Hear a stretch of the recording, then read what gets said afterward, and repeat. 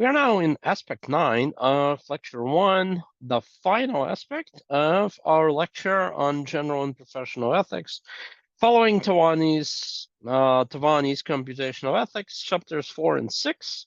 Here we discuss two specific dilemmas in applied computer ethics: whistleblowing and loyalty.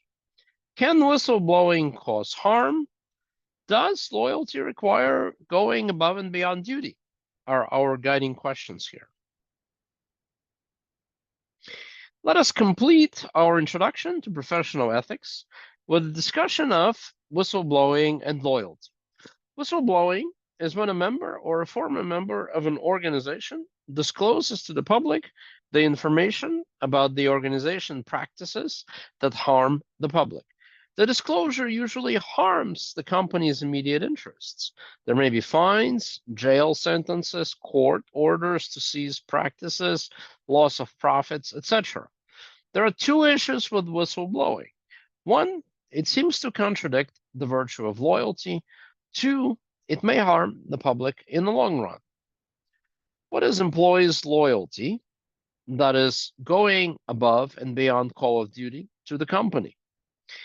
If the company has done the same, going above and beyond the call of duty for employees in the past, or at least shows willingness to do so, then indeed it makes sense to speak of employee loyalty. If the employee is dedicated to the cause that the company promotes, perhaps environmental cleanup or community assistance, it also makes sense to speak of employee loyalty. However, this employee loyalty is trumped or overridden by the employee's professional obligation to the public. If the public is vulnerable to and comes to great harm as a result of the activities of the organization, the duty of loyalty to the organization is prima facie and is overridden by the higher professional duty to the public.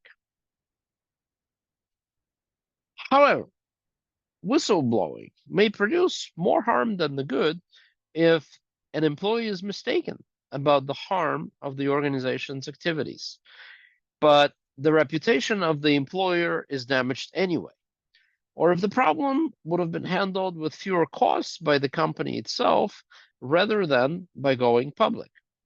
For this reason, the ethically justified whistleblowing requires that an employee has exhausted the company's internal avenues of handling objections to its practices first, as well as that the whistleblowing employee has well-documented evidence in support of their accusation of the company's wrongdoing.